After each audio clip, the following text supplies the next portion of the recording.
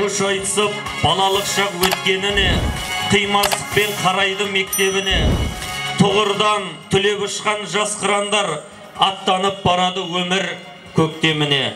Армысыздар ардақты ата-аналар, аяулы ұстаздар, қымбатты қонақтар, қадірлі жас түлектер.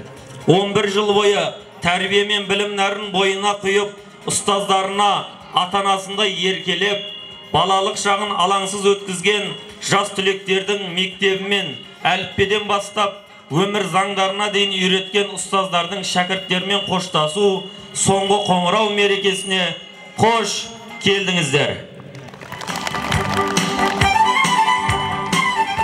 Кеше ғана тұлымдары желбіреп, жүректері лүпілдеп, мектеп қабырғасын имене аттаған ұл қыздарымыз ойы толып, бойы өсіп, Алтын ұя мектебімен қоштасқалы отыр.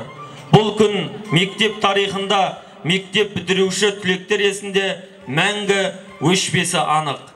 Міне тағы бір оқу жылы аяқталып, біздің мектебіміздің 28 түлегі бүгінгі салтанатты жиында балалықпен, мектеппен қоштасқалы тұр.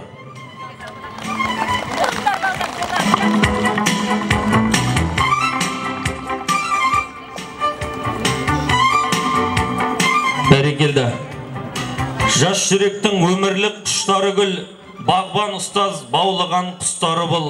Қоштасып бүгінгі күн ұясынан сол құстардың бір тобы ұшқалы тұр. Қимастық сезім кернеп жүректерін, болашаққа жалғаған тілектерін. Ұстаздары Ахметов, Қайрат ағай, шақырайық 11-ші сыныптың түлектерін деп. Алтын ұя мектебінің табалдырығынан үлкен өмірге ұшқалы отырған мектеп бітіруші түлектерді құрметпен, лүпілдеп келе жатқан жас түлектерді қошеметпенен қарсы аламыз.